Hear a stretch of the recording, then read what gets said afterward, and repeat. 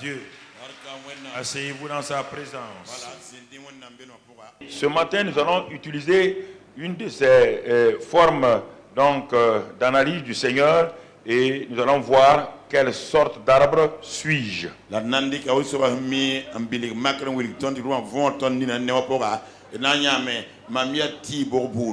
Parce que le Seigneur a utilisé les arbres.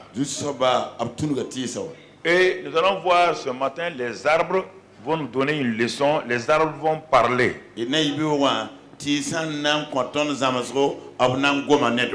Alors, quand j'ai vu ces arbres-là parler, selon ce que nous allons voir ce matin, je me suis dit que notre Dieu est plus sage que nous le pensons. Il a fait exprès pour nous dire que des arbres peuvent parler, s'exprimer. Alors, il a fait de telle manière que le Saint-Esprit prenne ces choses-là afin de nous enseigner ce matin. Dans l'évangile de Luc, chapitre 6, verset 43. Le Seigneur nous dit lui-même, ce n'est pas un bon arbre qui porte du mauvais fruit, ni un mauvais arbre qui porte du bon fruit. C'est une déclaration de fait. On ne peut pas discuter des faits que le Seigneur exprime. Et c'est important pour nous permettre de comprendre nous-mêmes. Jésus dit, s'il y a un mauvais arbre, quoi que vous fassiez, il y aura des mauvais fruits. On peut l'habiller, on peut l'émonder, on peut le travailler, mais son fruit, c'est le mauvais fruit. Parce que le fruit vient de l'intérieur. Et on ne peut pas changer l'intérieur si l'arbre est né comme cela.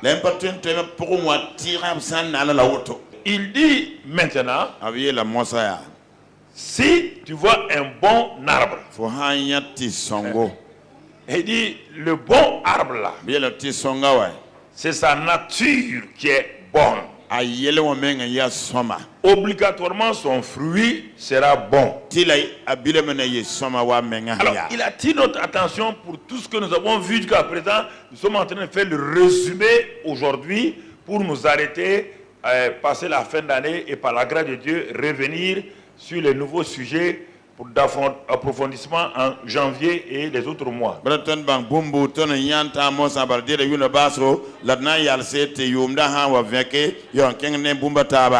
cela veut dire que Dieu dit il y a des bons croyants et des mauvais croyants. Et il va dans Luc 13 maintenant. Luc chapitre 13 et il va nous montrer la suite. Lui-même il parle toujours. Au verset 6. Voilà ce qu'il dit dans Luc 13, 6. Il dit cette parabole. Un homme avait un figuier planté dans sa vigne, dans son champ. Il vint pour y chercher du fruit. Il n'en trouva point. Alors, regardons ici maintenant. J'ai commencé par le bon arbre et le mauvais arbre. On va aller au commencement maintenant pour comprendre. Et même sans parler de bon ou de mauvais, on va aller pour voir qu'est-ce qu'un arbre.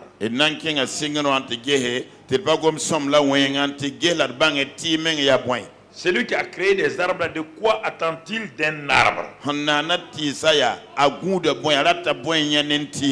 Qu'attend-il de toi?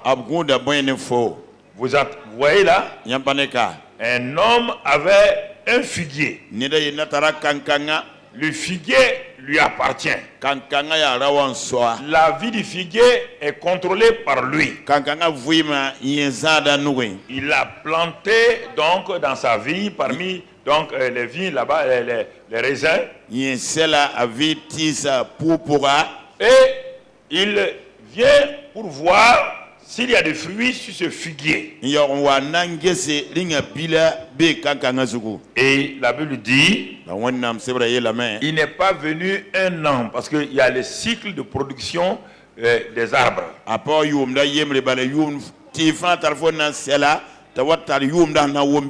Il a patienté jusqu'à ce qu'il y ait le cycle où l'arbre va commencer à porter du fruit.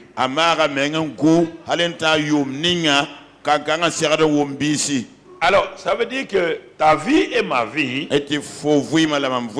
quand nous sommes sauvés, nous appartenons au Seigneur. Il est patient avec nous. Il voit nos erreurs. Il voit nos péchés. Mais il sait que nous sommes encore pas dans la maturité. Il est patient avec nous. Mais au temps, c'est 3 ans, où le figuier est censé porter du fruit, il vient au temps convenable. Il n'est pas venu avant le temps. Il est venu au moment où tout figuier est censé porter du fruit. Parce que le figuier a été planté dans un bon arbre. Son fondement est bien. Il a assigné même un jardinier pour s'occuper du figuier. Et il vient maintenant pour prendre le fruit. Il n'en trouva point. Toi et moi, nous sommes cet arbre. Le jardinier, c'est le Saint-Esprit. Il nous a donné un jardinier expérimenté pour s'occuper de nous. Et il ne s'occupe pas des branches. On voit que les branches ont leur importance. Les branches, ce sont les dons spirituels. Il ne faut pas l'onction. Il ne s'occupe pas de l'onction. Il s'occupe, il veut une seule chose, le fruit.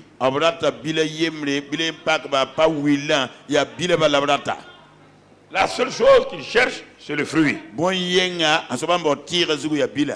Alors, regardons, frères et sœurs, quand il n'a pas trouvé de fruits, quelle est la réaction donc du propriétaire du figuier? Alors il dit au vigneron, et voilà 3 ans que je viens chercher du fruit à ce figuier, je n'en trouve point. Coupe-le. Pourquoi occupe-t-il la terre inutilement? Le vigneron lui répondit, Seigneur, laisse-le encore 7 années. Je creuserai tout autour et je mettrai du fumier. Peut-être à l'avenir donnera-t-il du fruit, sinon tu le couperas. Alors, il va couper son figuier.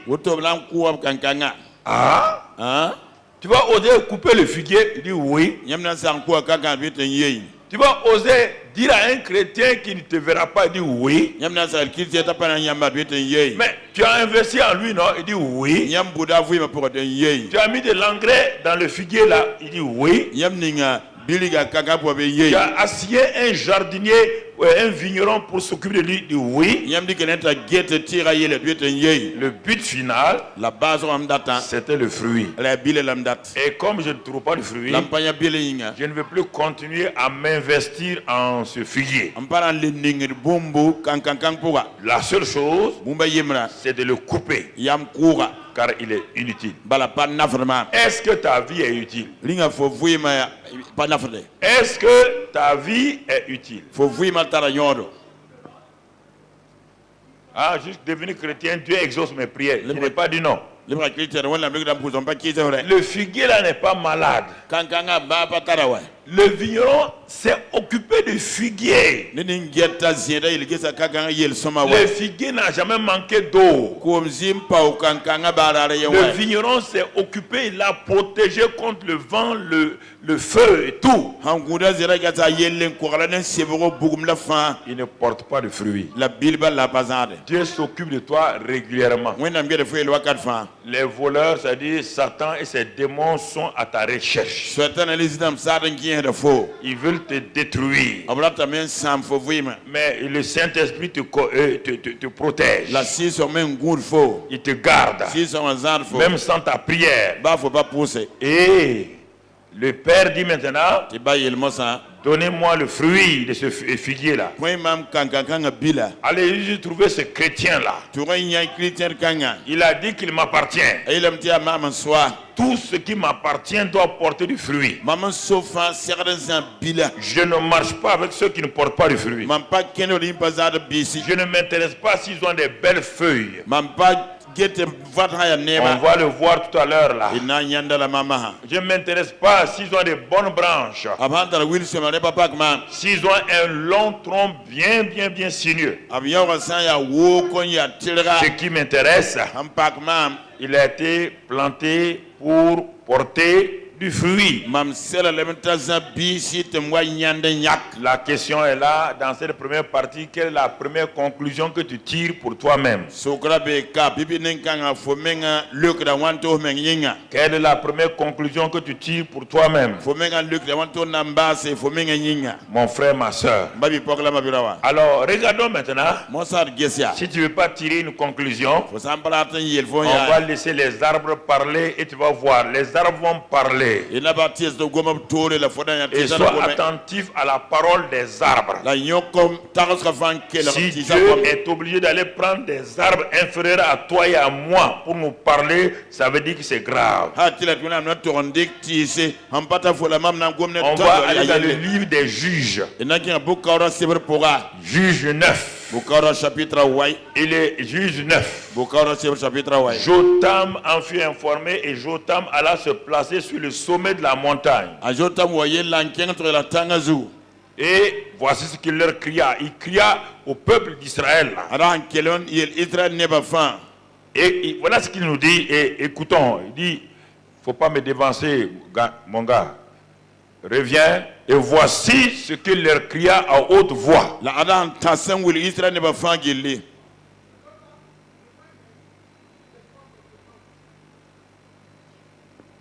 Voilà ce qu'il a dit.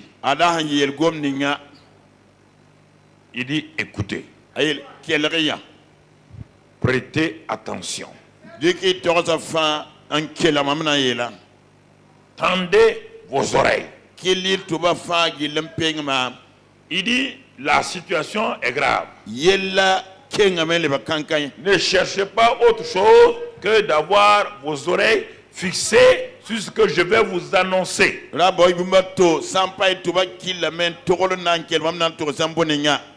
tout le monde était attentif et Jotam va parler. La suite maintenant, il dit, habitants de Sichem, et que Dieu aussi vous écoute. Non seulement vous devez écouter, et Dieu aussi doit vous écouter. Ce qui va sortir de vous, Dieu doit l'écouter.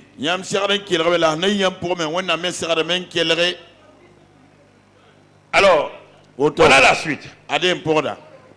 Les arbres partirent pour aller oindre un roi et le mettre à leur tête.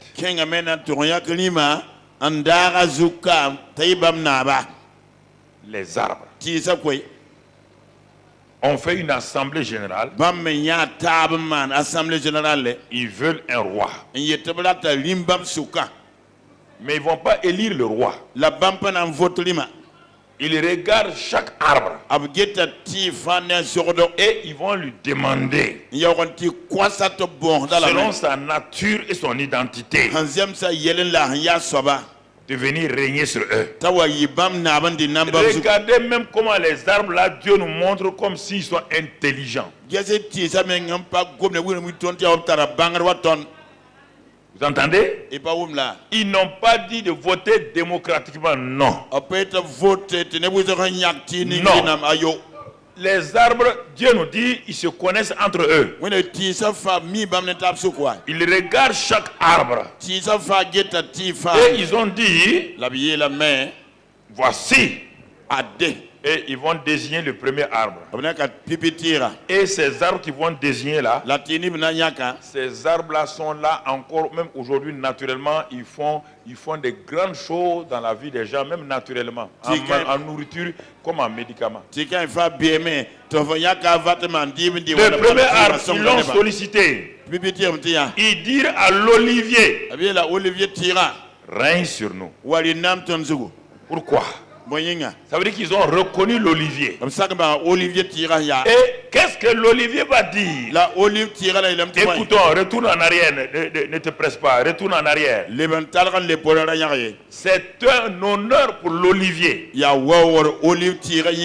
Voici, frères et sœurs, ce que parfois les gens nous proposent. Regardez ici ce qui va se passer. Ils disent à l'olivier, en disant de venir régner sur nous, l'olivier doit laisser ce qu'il est, ce qu'il fait, pour aller faire une autre tâche à laquelle Dieu ne lui a pas demandé de faire.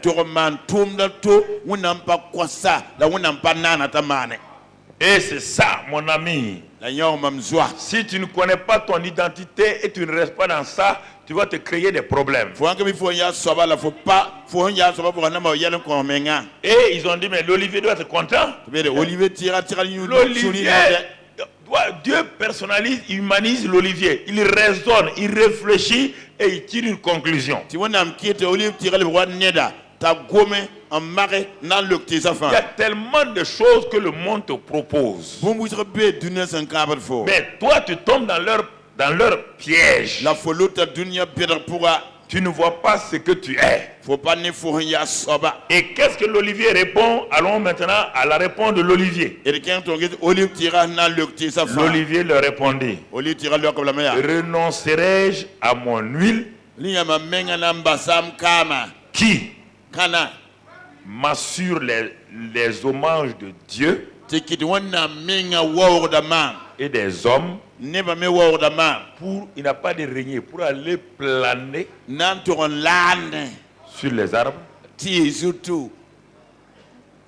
Vous voulez changer mon identité. Vous voulez me faire rentrer dans des choses artificielles. Vous pensez que vous m'honorez. Mais si je dois régner sur tous ces arbres-là, et chaque arbre a son identité, comment je vais régner? Il faut que j'abandonne l'huile et ce que je suis pour venir régner sur vous. Là, je serai un autre arbre d'une autre identité. Alors qu'actuellement, chaque fois que mon huile est manifestée, cela rend hommage à Dieu et aux hommes. Ce privilège que Dieu m'a donné de produire une huile formidable. Même aujourd'hui, une huile vraiment parfaite. Une huile qui fait du bien aux hommes. Même aujourd'hui, les hommes cherchent l'huile d'olive. Et dans tous les domaines, l'huile d'olive fonctionne. Le régime méditerranéen, toute la Méditerranée, l'Italie, la Grèce, la partie de la France, et le Maroc, tout ça là. Tout pourquoi ils n'ont pas un certain nombre de maladies. À cause de l'olive. Et de l'huile d'olive. Et l'huile d'olive, si moi je renonce à mon huile, mais je vais créer des problèmes à Dieu et je ne vais plus être ce que Dieu m'a dit de faire. Mais je vais Changer de nature. Et il dit, ah non, je ne peux pas régner. Et il dit même, je ne peux même pas planer sur vous. Parce que le règne que vous voulez là, c'est pas régner, c'est planer. Il a refusé littéralement parce qu'il sait ce qu'il est. Est-ce que tu sais ce que tu es? Alors pourquoi vous voulez faire des choses, autre chose que ce que, pourquoi vous voulez perdre votre identité à votre détriment et au détriment de la gloire de Dieu?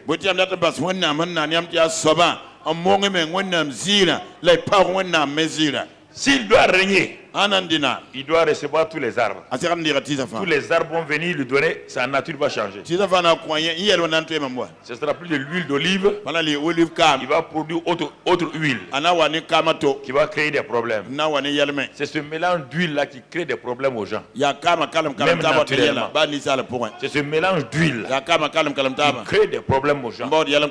Alors ils ont dit Olivier, merci. Second arbre, ils vont solliciter un second arbre. Et vous voyez le second arbre, regardez-le. Et les arbres disent au figuier. Au figuier. Figuier, un grand arbre qui est le symbole de tout Israël. Quand le figuier fleurira, quand Ézéchias était malade, quand il était en train de mourir, quand Dieu a dit il va ajouter 15 années à la vie d'Ézéchias, mais il dit à Ésaïe, c'est moi qui ajoute, mais il a des ulcères, non? Il est malade, non? Naturellement, qu'est-ce qu'il faut? Va prendre une masse de figues. Va prendre une masse de figues. Va mettre sur le ventre d'Ézéchias. Il dit, ce n'est pas fini. Un autre, quand David poursuivait les Amalécites qui ont enlevé toute sa famille, ils ont trouvé un Égyptien qui était couché faible. Il ne pouvait même pas bouger. Mais le gars connaissait la route. David dit, cet homme-là, si on veut le recharger, il amène des figues sèches. Des figues sèches et des raisins secs. Amenez ça. Quand ils ont donné à l'homme, l'homme est monté, il a conduit pendant des jours, donc David et son armée. Écoute-moi mon frère, le figuier va répondre aussi. Regardons sa réponse. Regardons sa réponse. Le figuier leur répondit, renoncerai à ma douceur et à mon excellent fruit pour aller planer sur les arbres. Quel est ton désir? Tu veux faire quoi? Pourquoi tu ne restes pas dans ton identité pour être utile à Dieu et aux hommes? Voyez bien, utile à Dieu et aux hommes. Pourquoi tu veux te glorifier toi-même? Pourquoi n'importe quelle proposition t'attire et te séduit? Ils ont continué. Troisième arbre. Ils vont aller vers un troisième arbre et les arbres disent à la vigne. La vigne. Là encore, tu prends le raisin et tout. Ses effets. Tu vois tout ce qu'il y a. Il dit, viens, toi, règne sur nous. Et la vie leur répondit, renoncerai-je à mon vin qui réjouit Dieu et les hommes pour aller planer sur vous? Chaque arbre a parlé que lui il est utile à qui et qui. Tu es utile à qui? Toi ce matin.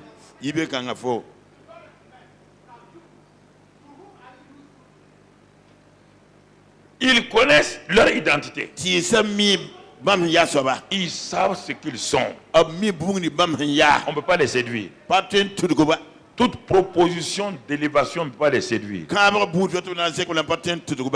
vous n'avez pas ça et quand vous voulez jouer autre rôle, vous êtes séduit, vous êtes attiré par d'autres choses qui n'ont rien à voir avec ce que Dieu a voulu que vous soyez. Je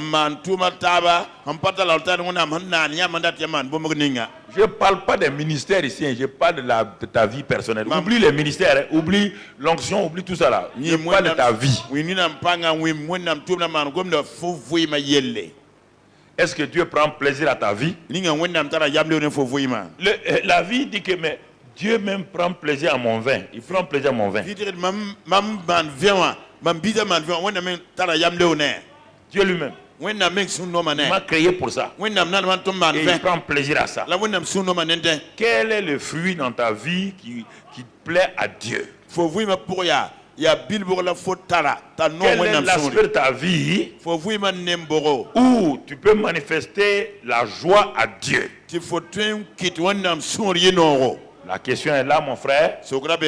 Alors, comme ils ont fait le tour, les arbres sont fatigués, ils vont faire appel à un autre arbre. Regardons le dernier arbre. Alors, tous les arbres dirent au buisson d'épines. Alors, tu vas voir, on parle de toi et moi. On parle de... Les arbres ont dit au buisson d'épines, viens, toi, règne sur nous. Ils vont se chercher des problèmes. Ils connaissent bien le buisson d'épines. Ils savent ce qu'il va leur produire.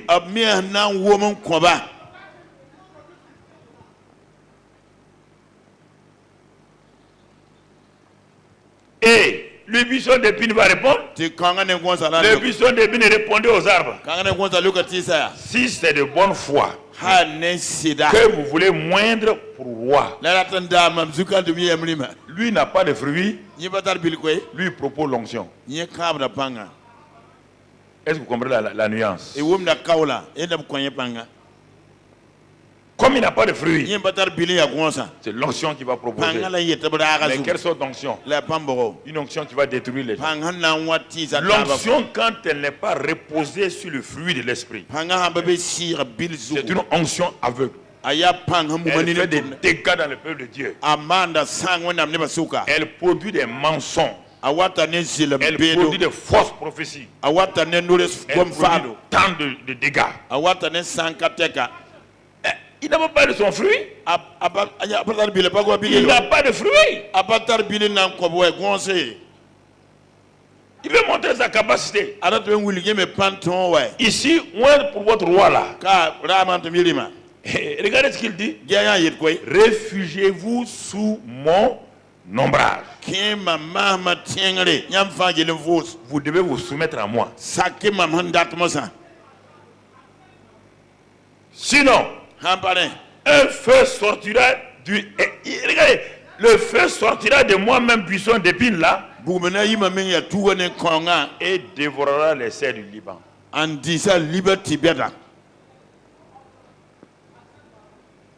Alors, mon frère, ma soeur, regarde ce que Dieu nous dit.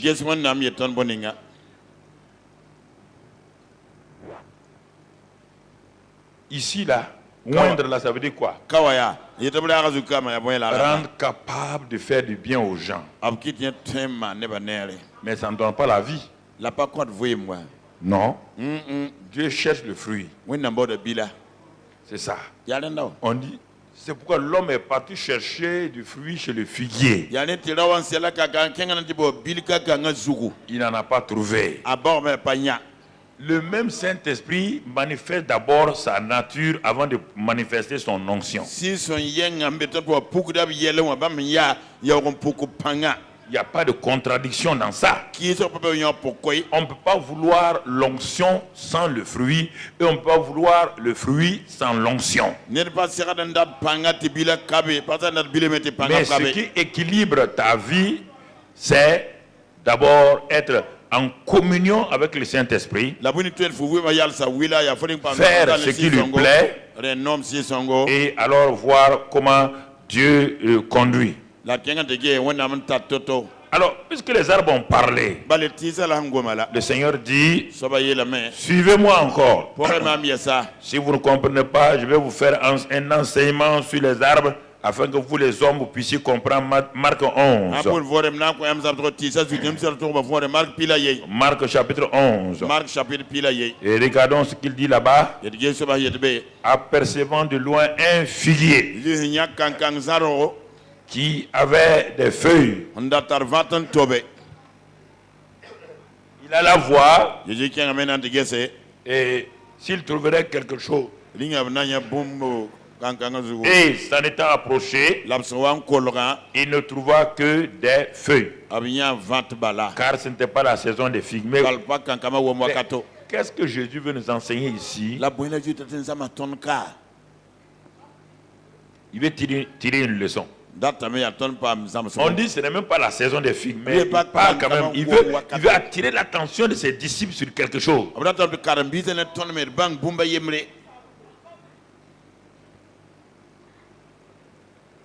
Il veut les amener à comprendre l'importance de porter du fruit.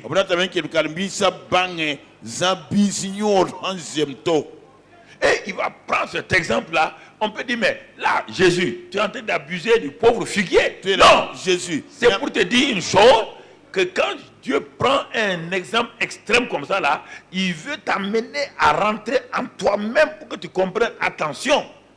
Il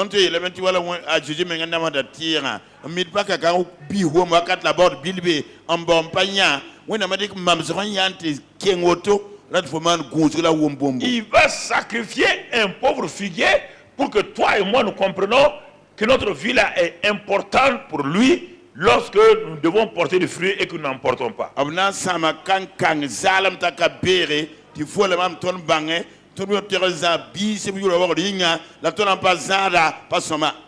il a vu le figuier, de loin tout le monde voit les feuilles du figuier. On voit ça, c'est bien, c'est ombragé surtout dans une certaine saison. Il y a des nouvelles feuilles, tout, il y a eu un ombrage formidable. Et ça attire les gens. Quand Jésus est parti, il n'a pas dit on est fatigué, on va s'asseoir à l'ombre du figuier. L'ombre du figuier, c'est ça, l'onction, c'est ça, l'onction brise ton joug, l'onction te renouvelle, l'onction fait, il n'a pas dit ça.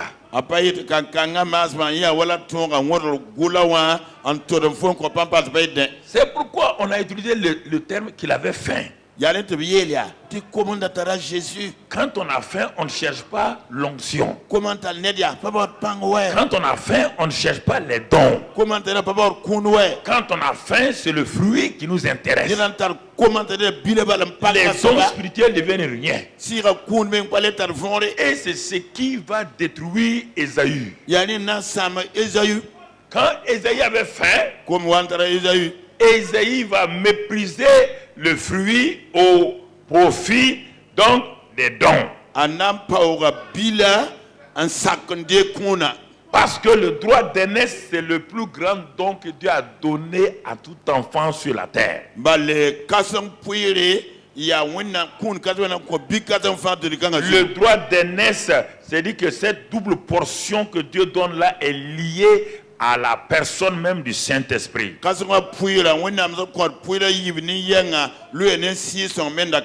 Et l'homme qui a compris ça dans la Bible s'appelle Élisée. Nous avons enseigné longtemps et la jeunesse a appris ça aussi. Double onction, ils n'ont rien compris. C'est pas vrai, c'est pas dans ça. Quand tu reprends concernant la double portion, il s'agit toujours du fils aîné dans la Bible. Quand un homme a plusieurs fils, à chacun des fils on donne une portion. Quand on arrive au fils aîné, on lui donne une double portion. Est-ce que vous comprenez? Parce que lui qui doit la lignée, c'est lui qui dirige la lignée. Ça veut dire c'est pourquoi on insiste pour qu'il ait un garçon. Pour continuer la lignée. Il Frères et sœurs, c'est très important. Et si nous ne comprenons pas donc le droit d'aînesse, ça peut nous créer des problèmes. Le fils aîné, s'il est le premier, il a droit à une double portion. Et ça, c'est important que nous comprenions. Alors, quand Élie allait être enlevé, Élie avait beaucoup de fils spirituels, qu'on appelait les fils des prophètes. Et ces fils des prophètes étaient à Gilgal, à Bethel, à Jéricho, au Jourdain. Ils étaient plus de 200. Ceux du Jourdain déjà étaient à 50. C'était eux les plus avancés. Donc le gros de la troupe se trouvait encore à Jéricho, à Bethel et à Gilgal. Regardez bien ce qui va se passer là. Je suis toujours dans mon texte, je n'ai pas quitté mon texte, je suis en train de l'enrichir. Je suis en train de l'enrichir, que tu comprennes. L'importance quand Dieu dit quelque chose, ce que Jésus a fait dans Marc 11 là. Et tous les fils des prophètes appelaient Élie maître. Notre maître, ton maître sera enlevé. Ton maître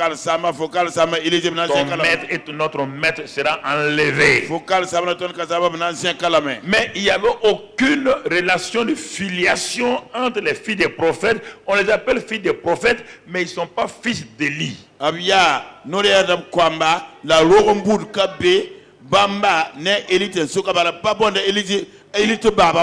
Ils sont à l'école de prophétie parce qu'ils veulent l'onction. Mais il n'y avait aucun honneur, aucune relation filiale, paternelle et filiale entre eux et Élie. Quelle est ta relation avec tes mentors et tes leaders de l'église? La question est très importante. Ils veulent l'onction, ils sont dans la bonne école. Ils sont avec l'homme qu'il faut, c'est-à-dire Élie, l'homme du temps, le messager du temps, mais leur attitude est mauvaise. Ils n'ont pas reconnu l'homme que Dieu a suscité en leur temps pour leur communiquer la vie, la vision. Ils n'ont pas compris. Ils sont venus à l'école de prophétie pour recevoir des choses, pour opérer. C'est pourquoi quand vous lisez dans le livre des rois, vous ne les verrez jamais quelque part. Ils ont fait leur diplôme, mais ils n'ont jamais été utilisés par Dieu. Maintenant, quand Élie et Élisée sont passés de l'autre côté du Jourdain, les fils des prophètes, si on te dit que tu es fils de prophète, ça veut dire que tu as un papa. Le mot fils n'est pas prononcé pour n'importe qui. On dit fils de prophète. Ça veut dire qu'ils ont un père. Mais ils appellent le père là maître. Quand l'héritage sera donné, il y aura un problème. Alors qu'ils sont tous plus âgés qu'Élisée. Ils sont à l'école d'Élie il y a longtemps. Élisée est le dernier arrivé. Il a reconnu. Et les filles des prophètes avaient des dons spirituels extraordinaires. Et tous savaient, toutes les 4 écoles, que Élie sera enlevé, oui ou non? Ils avaient les mêmes révélations qu'Élisée.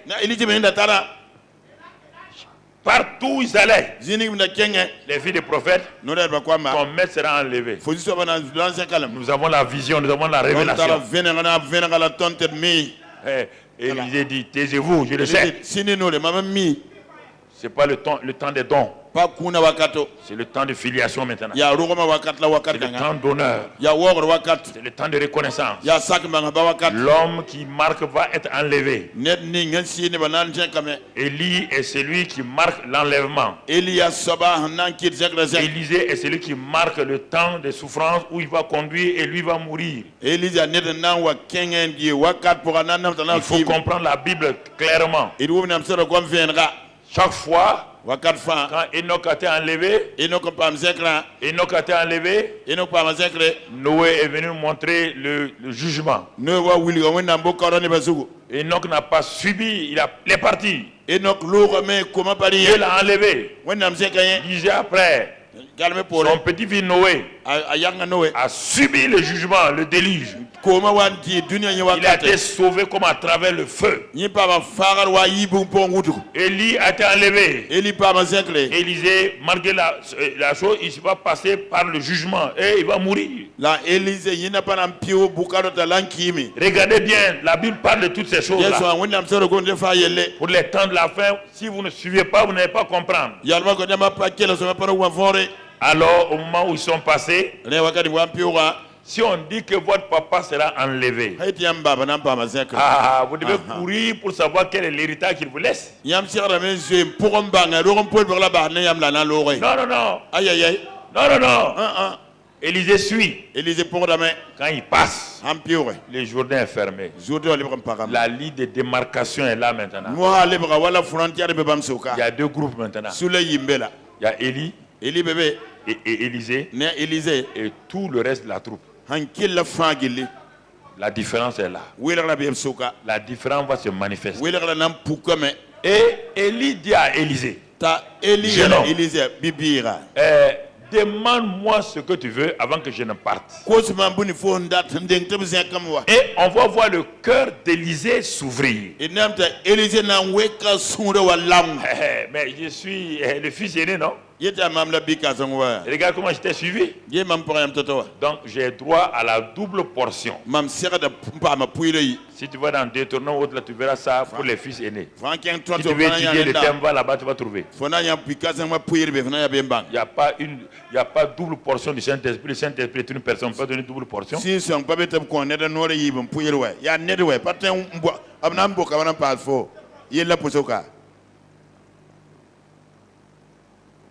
Ah, Élie dit, ça c'est difficile, hein? Mais si tu me vois partir, si tu me vois partir, comment? Ça dépend. Dès que le char de Dieu est venu, a enlevé Élie. Élisée s'arrête et dit, mon père, mon père. Mon père. Tu ne peux pas aller comme ça. Où est ma part d'héritage? Où est ma part d'héritage? J'ai demandé la double portion. Si je suis fils aîné, spirituel, authentique, tu dois me donner ça. C'est pas Élie qui a donné, c'est Papa bon Dieu qui a donné ça à Élisée. Et maintenant quand Élisée arrive devant le Jourdain, il dit mon ministère ne commencera pas ici, mon ministère commencera derrière le Jourdain. Je vais respecter la mémoire de mon père Élie. Il prend le manteau. Il sait qu'il y a l'onction, la présence du Saint-Esprit. Puisqu'il a vu, il sait. Mais maintenant, il dit, où est le Dieu de mon père Élie? Je veux fonctionner sous les ailes de mon père Élie. Même s'il est enlevé. Dieu dit, hein? Tu reconnais l'homme là comme ton père. Malgré l'onction que tu as reçue. Élisée dit, je ne suis pas un fils unique. Je ne suis pas un fils infidèle. Je reste sous les ailes de mon papa. Quelles que soient les propositions qu'on me fera, je resterai sous les ailes de mon papa. C'est ça que l'Olivier a dit. Je reste sous l'autorité de mon créateur Dieu. Et je vais lui rendre hommage régulièrement. C'est ça que le figuier a dit. Je ne veux pas votre royauté. Je ne veux pas votre ministère. Je veux rester dans ce que Dieu m'a donné. C'est suffisant pour moi. C'est ça que la vie a dit. Je ne veux pas votre règne. Je ne veux pas tout cela. Mais comme le buisson d'épines n'a rien, c'est là où tout le monde met le feu. Il a dit paille. J'ai eu l'occasion. Vous voulez que moi je rien sur vous? Ok. Je vais rien. Mais le feu va sortir de moi. Et vous brûlez. Alors mon frère, celui qui a des oreilles pour entendre et entendre ce que Dieu dit ce matin. Alors frères et sœurs, on revient à ce que Jésus a fait avec le figuier. Tout cela est lié. Alors il arrive et les disciples sont là. Il dit mais le maître, il sait, et nous savons que maintenant là, les figuiers ne portent pas de fruits. Mais pourquoi il nous amène chez le figuier? Il y a des choses quand le Seigneur dit et fait, il demande au Saint-Esprit. Illumine les yeux de mon cœur, que je comprenne. Qu'est-ce qu'il est en train de faire? Il est à une phase importante. Alors, comme il est arrivé, tout le monde sait qu'il n'y a pas de figue. Il s'est approché, bien approché. Il a vu les belles feuilles. Il a vu les belles branches. Il n'a pas parlé des dons. Et Jésus, j'ai dit, cette fois-ci là, Dieu a abusé de son autorité. Un pauvre arbre qui est censé ne pas porter de fruits, mais il va le faire pour toi et moi, pour que tu comprennes l'importance qu'il accorde aux fruits.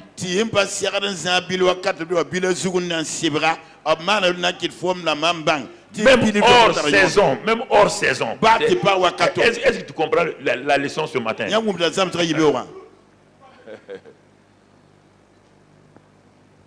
C'est pas le premier, c'est pourquoi je ne comptais pas le premier figuier. Lui, on l'a planté.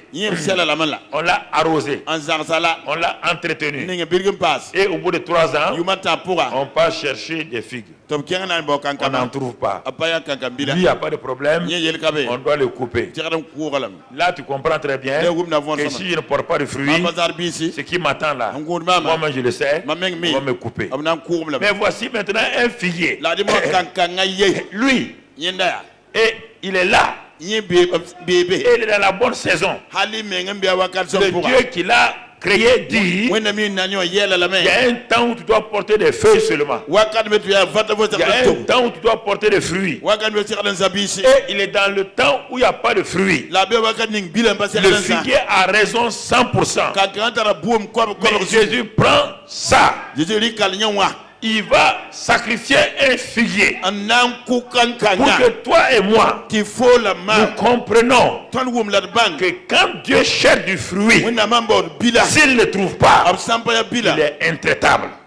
Il est intraitable.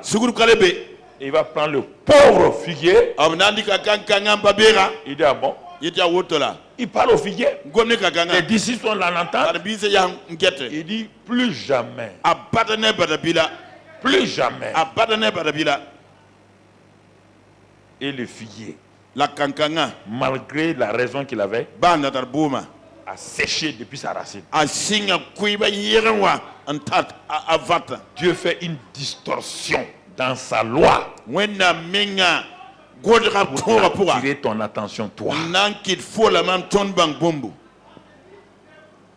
Il n'y a aucune injustice en Dieu. C'est pourquoi il n'a pas pris un homme. Il a pris un arbre. Les arbres ne vont pas au paradis. Il n'y a pas de faute là-bas. S'il avait tué un homme, et c'est pourquoi il a pris son fils, Jésus, sans problème. Là aussi, il va faire une distorsion.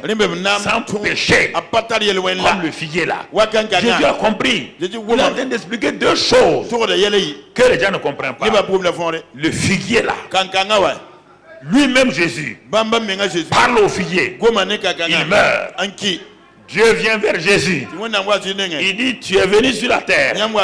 Tu es sans péché. Ce que tu as fait au figuier là, je vais te le faire. Je te frappe. Je te châtie. Je prends les péchés du monde. Je les mets sur toi. Et tu vas en enfer. Pour jouer avec ça. Continue de jouer. Il l'a fait à un figuier. Il l'a fait à son fils. Il l'a fait à son fils. On a dit, Dieu est bon. Mais pourquoi il l'a fait à son fils?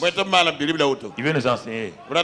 Parce que tu es important aux yeux de Dieu. Regarde, tout ça c'est pour te dire que tu es important.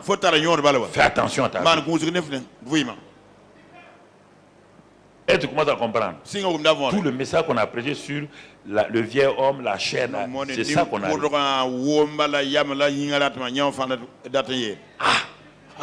Mais on va dire, mais Dieu est injuste avec le figuier. Le même Dieu est injuste avec lui-même. Quand il frappe son propre fils. Qu'est-ce qu'il a fait? Il n'a rien fait. Il n'a rien fait. Rien. C'est l'amour de Dieu là. Au-delà. Notre petite tête. Tu as tant aimé le monde. C'est cette phrase là que tu dois arrêter. Il a tant aimé le monde qu'il a pris son fils sans faute, sans péché, rien. Et la Bible dit dans Ésaïe 53, il l'a châtié, il l'a frappé. Ce n'est pas le diable qui a frappé Jésus, ce n'est pas Rome qui a frappé Jésus, c'est Papa bon Dieu qui l'a frappé. Et on dit là-bas qu'Ésaïe est étonné, dit il a plu à l'Éternel, c'était un plaisir quand Dieu le frappait pour toi et moi. Et si toi tu ne comprends pas que Dieu même, il s'est donné un plaisir pour frapper son fils à cause de toi. Ah Dieu, aide-moi à ne pas prendre ça à la légère. À ce que ma vie porte de fruits. À ce que ma vie porte de fruits. À ce que ma vie porte de fruits. À ce que je puisse progresser, aller de l'avant. Mon frère, ma soeur, et c'est ce qu'il a fait. Et c'est ce qu'il a fait ici pour nous enseigner, pour que nous puissions comprendre la parole de Dieu. Alors nous progressons. Et qu'est-ce que Dieu veut nous enseigner encore? Il nous enseigne quelque chose maintenant d'important. Il dit pourquoi nous devons porter du fruit. Pourquoi nous devons porter du fruit? Parce que le fruit, mon frère, est important et ça nourrit les gens, ça transforme. Chaque fruit d'arbre fait du bien aux hommes et glorifie Dieu. Jérémie 17, verset 8. Alors, pour porter du fruit, il y a des conditions maintenant. Pour que je porte, ma vie porte du fruit, pour qu'un arbre porte du fruit, il y a des conditions à remplir. Et on va aller à Jérémie 17, verset 8. Et ce passage nous dit ceci, mon frère. Et il est un homme qui marche avec Dieu. Il est comme un arbre planté près des eaux. Et qui tend ses racines vers le courant. Regardez bien maintenant. Il est planté au bon endroit. Il est planté près d'un courant d'eau. Il est en relation avec les eaux vives du Saint-Esprit. Les eaux vives du Saint-Esprit coulent de lui. Les eaux vives du Saint-Esprit arrosent ses racines. Et à cause de cela, premier résultat, cet arbre-là n'aperçoit point la chaleur quand elle vient. Au moment où les autres arbres ont les feuilles jaunies, cet arbre-là a des feuilles vertes. C'est ça, et son feuillage, la suite. Son feuillage reste vert. Et on te dit maintenant dans l'année de la sécheresse, dans le temps des épreuves et des difficultés, au moment où le monde passe par des difficultés, cet arbre qui est planté au bon endroit, qui tire toute sa source de sa relation avec le Saint-Esprit, qui honore le Saint-Esprit, qui est dans la communion avec les fleuves d'eau du Saint-Esprit. Il dit dans l'année de la sécheresse, mon frère, il n'a point de crainte. Pourquoi il y a tant de crainte, tant de troubles, de confusion chez les chrétiens? Ils sont plantés loin de l'eau. Oui, ils ont le Saint-Esprit qui est venu. Ils ne sont pas dans cette communion avec le Saint-Esprit. Le Saint-Esprit fait de grandes choses pour eux. Oui, mais là, dans le temps de la sécheresse, alors on voit leur réaction, on voit leur cri. Au moment où ils veulent combattre contre les gens, ils vont dire oui, le Saint-Esprit est avec moi. Et c'est vrai, le Saint-Esprit agit contre leurs adversaires. C'est cela, le Saint-Esprit agit dans beaucoup de choses de leur vie. Mais quand la sécheresse spirituelle atteint leur homme intérieur, alors en ce moment-là, ils perdent leur assurance. La crainte rentre dans leur cœur. Et la suite du verset, qu'est-ce qu'il est écrit? La suite du verset, mon frère, qu'est-ce qu'il est écrit? Tu prends le verset, il faut le ramener là où tu l'as pris. Bon. Je vais continuer. Il dit, il ne craint point et il ne cesse de porter du fruit. Ah, on voit une autre chose maintenant. Le figuier là, lui portait du fruit en sa saison. Mais on dit maintenant, quand l'arbre là, il n'obéit pas aux lois seulement que Dieu l'a créé, il est collé maintenant à l'eau là. Il ne cesse de porter du fruit. Ah, ça c'est qui? Ce sont ceux qui ont découvert la communion du Saint-Esprit, qui ont découvert que le Saint-Esprit est en eux. Alors leur fruit commence à se manifester. Leur fruit est visible. Les hommes viennent de tous les côtés. Les femmes viennent de tous les côtés pour cueillir leurs fruits, pour manger leurs fruits. Ils réjouissent le cœur des gens. Mais ce n'est pas fini. Le psaume 1 verset 1 maintenant. Psaume 1 verset 1. Psaume 1 verset 1. En regardant ce passage, heureux l'homme qui ne marche pas selon le conseil des méchants. Ici ça veut dire, si on enlève heureux l'homme là, ça veut dire heureux l'arbre qui n'est pas planté là où les méchants agissent.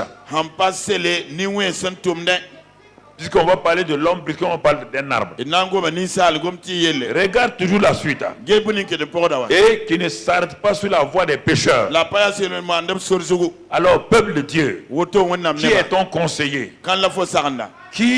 Tu t'arrêtes avec qui? Sur la voie des pécheurs. Qui est ton conseiller? C'est le monde qui te conseille. C'est la télévision qui te conseille. C'est les méchants qui te conseillent. Et tu t'arrêtes sur la voie des pécheurs. Et ce n'est pas fini, troisième verbe. Tu t'assois. Et qui ne s'assied pas, qui s'assoit en compagnie des moqueurs. Tu t'assois au conseil d'administration des moqueurs. On va te donner des jetons de présence aussi, tu les auras. Trois verbes. Reprends le verset 1 au commencement. Fais attention quand Dieu parle des verbes, il faut faire attention. Un homme qui ne marche pas, qui marche selon l'esprit et non pas selon la chair, ça veut dire. Encore. Qui ne marche pas selon la chair et qui marche selon l'esprit. Deuxièmement, et il ne s'arrête pas. Il ne s'arrête pas sur la voie des pécheurs. Les pécheurs ont une voie. Dieu te dit que les pécheurs ont une voie. Mais celui qui est juste à sa voie, qu'on appelle le chemin Jésus, il refuse de marcher sur la voie des pécheurs.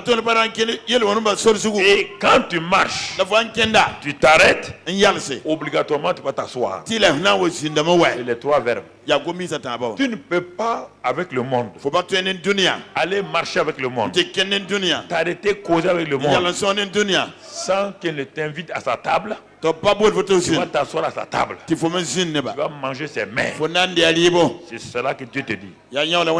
Frères et sœurs, vous voulez justifier ce qui est sûr. Si Dieu n'a pas son fils, il est dit que dans Romains 8, Dieu n'a pas épargné son fils. S'il ne l'a pas épargné, pourquoi il va t'épargner? Pas jouer avec lui. Il n'a pas épargné le saint. Il n'a pas épargné le fils d'amour. Pourquoi va-t-il t'épargner, toi qui refuses de te soumettre? Alors qu'il a tout investi en toi et en moi. Lisons la suite. Il est dit, mais qui trouve si maintenant il trouve son plaisir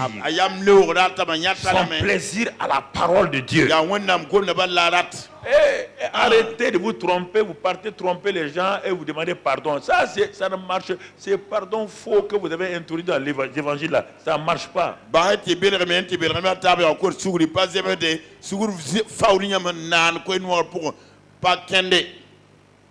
Je m'en vais.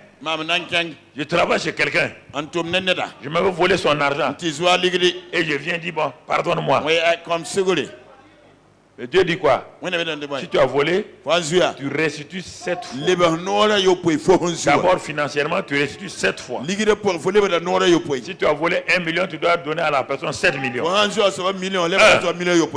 Deuxièmement, c'est pas fini. Ton acte de restitution là, ça ne va pas t'empêcher d'aller en prison. Et c'est ce mot-là qui est à la mode parmi les chrétiens.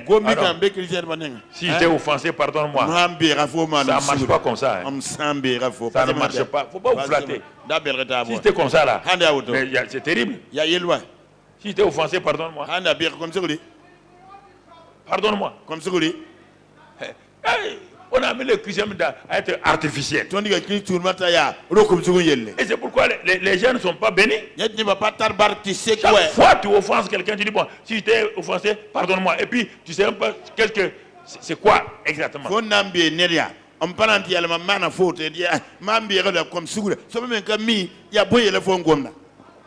Ce mot pardon là est partout. Mais sans profondeur. Sans profondeur. Et ce qui fait que là, les chrétiens, pourtant Dieu te dit que s'il n'y a pas de pardon, il n'y a pas d'exaucement. voyez bien, qui trouve son plaisir dans la parole de Dieu. Et qui la médite jour, il s'assoit maintenant avec qui? Le Saint-Esprit. Ah, il s'assoit avec le Saint-Esprit. Qui la médite jour et nuit. Je n'étais pas d'enlever le verset. Qui la médite jour et nuit. Regardez maintenant. Regardez. Résultat. Ah, on revient on commence par l'homme, on revient sur l'arbre. Toujours l'arbre. Il est comme un arbre planté près d'un courant d'eau qui donne son fruit en sa saison et dont le feuillage ne se flétrit point. Regarde maintenant. Résultat manifeste. Tout ce qu'il fait lui réussit. Son succès ne dépend pas des choses qu'il a entreprises. Son succès est lié à la parole de Dieu, à la méditation de la parole de Dieu, à la marche avec le Saint-Esprit, en suivant le Saint-Esprit. C'est ça qui fait qu'il a un succès réel. Un succès qui lui donne la joie, la paix. Mais si le succès que tu as te donne trop de choses, ça veut dire que quelque chose ne va pas. Ça ne va pas, mon ami. Ça ne va pas, ma soeur. Non, non, non. Non, non, non. Non, non, non. Non. Ne me dis pas ça. Tu as vu Jésus soucieux quelque part? Laissez-vous guider par le Saint-Esprit. Laissez le Saint-Esprit vous diriger. Laissez sa grâce vous diriger. Et quand tu fais ça, ta vie commence à porter du fruit comme Galates 5 le dit. Et ensuite, tu vas voir que ton fruit demeure. Et comme dans Apocalypse 22, verset 2, Apocalypse 22, verset 2, tu vas commencer à voir quelque chose se passer au milieu de la place de la ville et sur les deux bords du fleuve.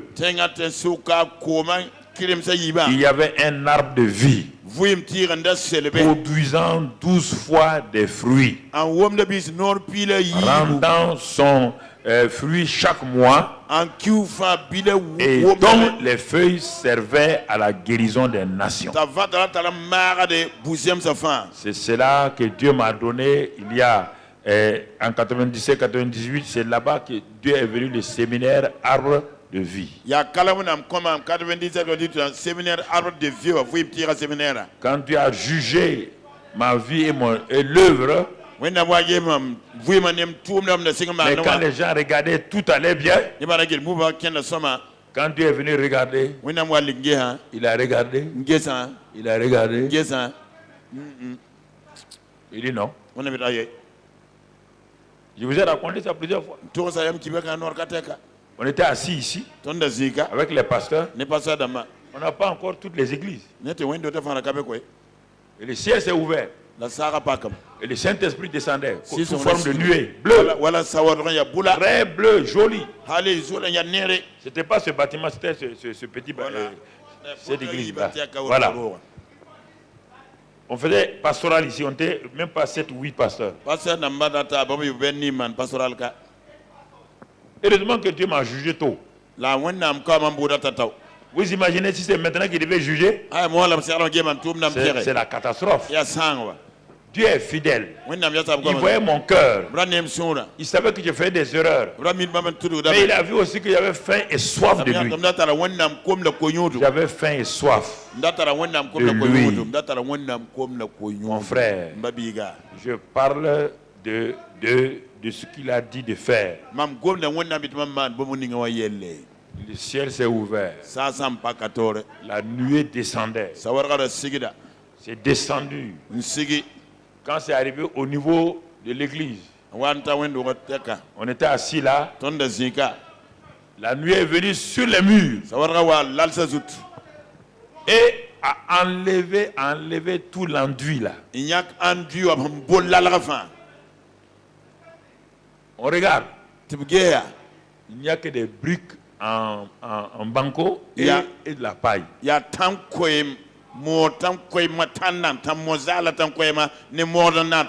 Corinthiens 3 dit, avec quoi avez-vous bâti? La paille ou quoi? Avec quoi vous avez bâti? Et je regarde, c'était banco et paille. J'ai dit aux autres pasteurs, mais c'est du béton, on a construit du béton. Mais Dieu dit, mais ce que tu vois là, c'est du béton. C'est le banco, les briques en banco, remplis de paille. Et au moment où on discutait comme ça, je parlais avec le Saint-Esprit, il y a eu un bruit, comme une bombe. Boum! Tout s'est écrasé. On était là, tout le bâtiment est tombé sur nous. Mais il y avait aucun mort, ni blessé. Aucun mort ni blessé. Et les briques qui étaient à terre là. Brusquement, je vois quoi? La nuée du Saint-Esprit descend jusque sur le sol. Ça bouge les briques de tous les côtés. Comme quelqu'un qui est en train de balayer. Il a fini de balayer. Il y avait un sol très beau. Et la voix de Dieu dit, la construction est mauvaise. Mais le fondement est bon. Le fondement, c'est mon fils Jésus. Tu as mal construit sur Jésus. Je viens de juger ton œuvre et je ne l'ai pas trouvée parfaite. 1998. Et j'étais avec les autres pasteurs. Et le Dieu dit maintenant, il dit regarde ce que je vais faire. Suis-moi. Je vais mettre moi-même prendre la tête. C'est pourquoi parfois je fais certaines choses, vous pouvez ne pas comprendre. Même souvent, je ne peux pas tout expliquer. Il y a certaines choses quand je dis, vous pouvez comprendre comme ça. Ne vous en faites pas, je ne parle pas pour parler. En ce moment, il dit, je vais bâtir. Tu regardes. Suis-moi seulement. Je vais bâtir. C'est mon œuvre. Et puis, tout est parti. Quand je me suis assis, Dieu, j'ai repris 1 Corinthiens 3. J'ai regardé. Il dit, j'ai réuni les pasteurs là. Il dit, et Dieu a dit que tout ce que j'ai fait là, il a mis le feu, la bombe. Il n'y a que le fondement qui est bon. Il a dit que lui va bâtir. Nous on sera co-ouvriers avec lui. Et tu as été ouvrier et moi j'étais co-ouvrier, dit Dieu.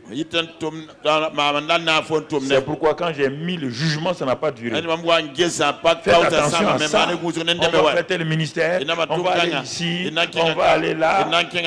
On courait comme ça aussi. Dieu dit viens et t'assois. Alors ce matin, je vais m'arrêter là pour ne pas vous retenir longtemps. Sois un bon arbre qui marche et qui se laisse arroser et laisse le Saint-Esprit en toi t'amener à la dimension où toi-même tu vas porter du fruit à la gloire de Dieu. L'arbre là, tu es planté près d'un courant d'eau. Le Saint-Esprit, il veut te donner le succès, mais que le succès ne soit pas ta priorité. Développe ta communion. Développe ta communion. Développe ta communion. Développe ta communion. Tu comprends? Et quand tu vas développer ta communion, le Saint-Esprit va te donner le succès que tu veux. Parce que tu seras utile à ce monde-là en ce moment. Et ta vie va plaire aux gens. Parce que le Saint-Esprit n'aime pas, c'est quand il te donne des choses et que ta vie n'est pas conforme. Il n'aime pas ça. Tu fais un contre-témoignage contre le Père. Tu fais un contre-témoignage. Si tu es par exemple un musicien, Dieu t'a fait une grâce de donner une belle voix, une onction. Quand tu chantes, vraiment les gens sont contents. Mais si toi tu quittes, tu vis comme chose, le Saint-Esprit n'est pas content. C'est-à-dire que tu as pris son don là et tu es parti le jeter au pourceau. Ta vie. C'est pourquoi il faut qu'on veille sur notre vie. C'est notre vie là qui est importante. Ce n'est pas la bénédiction là. Ce n'est pas l'argent là. Dieu peut nous donner des milliards. Il peut nous donner tout. Mais si ces milliards là ont pour but de me conduire en enfer, il vaut mieux y renoncer. Tu m'entends? Il vaut mieux y renoncer. Alors je vais finir ici ce matin. Et afin, nous allons prier. Commence à parler à Dieu. Toi-même, rentre en toi-même, commence à parler à Dieu. Quel genre d'arbre suis-je? Quel genre d'arbre suis-je? Quel genre d'arbre suis-je? Quelle sorte d'arbre suis-je? Alors commence à réfléchir toi-même. Alors le Seigneur a dit aux figuiers qui ne portaient pas de fruits. Il a dit aux vignerons, le vigneron a plaidé la cause. Et le Saint-Esprit plaide ta cause devant le Seigneur ce matin. Jésus a donné sa vie pour toi. Il a versé son sang pour toi. Et Jésus est en train de dire au Père, tu as vu, j'ai payé le prix pour lui, pour elle. Seigneur, ne permet pas qu'il aille là où moi je suis allé déjà en enfer. Pour libérer les hommes. Mais le Père dit, mais il ne porte pas de fruits. Et Jésus plaide ta cause ce matin. Il dit, je vais lui parler par le Saint-Esprit. Je vais lui parler par mes serviteurs. Je vais lui parler par mes serviteurs. Et c'est ce matin, je suis un de ces serviteurs qu'il a utilisé pour te parler. Toi qui as la télévision dans le monde entier. Actuellement, dans le monde entier, on suit ce culte-là. Alors écoute-moi très bien. Partout où tu es, dans n'importe quel pays, n'importe quelle position sociale. Alors sache une chose. Si tu es un arbre qui ne porte pas de fruits, tu seras coupé. Alors ce matin, dis avec moi, oh Seigneur, j'ai écouté ta parole. Comme Jotam a parlé, écoute mes paroles maintenant. Je veux être comme l'olivier qui rend hommage à Dieu et aux hommes. Je veux être comme le figuier qui donne son fruit et sa douceur à Dieu et aux hommes. Je veux être comme la vigne qui produit du bon vin et qui réjouit le cœur de Dieu et des hommes. Seigneur, je n'ai rien à voir avec le buisson d'épines, car j'étais un buisson d'épines avant. Tu m'as fait grâce. Tu m'as hanté sur l'olivier franc. Tu m'as hanté sur le cep divin. Et je suis devenu même un arbre. Je ne veux plus retourner en arrière. Je ne veux plus retourner à ce que j'ai vomi. Seigneur, aide-moi à ce que ma vie porte du fruit pour toi. Que ma vie porte du fruit pour toi. Que je ne sois pas un simple hypocrite. Que le Saint-Esprit produise le fruit de l'Esprit en moi, à la gloire du Père et au nom de Jésus. Merci Père. Merci pour ton amour. Merci pour ta grâce. Merci pour ta fidélité. De ce que par le sang de Jésus, tu me laves, tu me purifies et tu me donnes un nouveau départ. Que je sois un arbre planté près d'un courant d'eau, qui donne son fruit à sa saison, dont le fruit reste vert et qui réussit dans tout ce qu'il entreprend. Merci Père. Ce n'est pas en vain que tu m'as parlé. Tu m'as parlé et tu m'aides maintenant par le grand consolateur, l'esprit de vérité. Amen. Que la grâce de Dieu repose sur vous. Que sa paix repose sur vous au nom de Jésus.